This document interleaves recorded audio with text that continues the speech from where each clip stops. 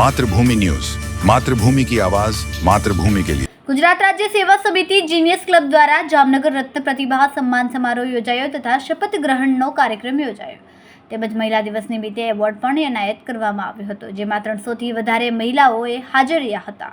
30 મહિલાઓને એવોર્ડ આપવામાં આવ્યો હતો। મારું નામ ચાંદની ઠાકર છે।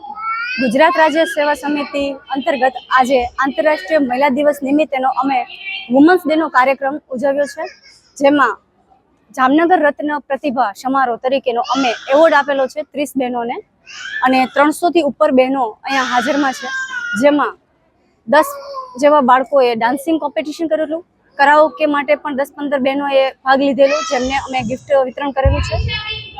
ધન્યવાદ। માતૃભૂમિ ન્યૂઝ સાથે હિરેન ગાંધી, જામનગર।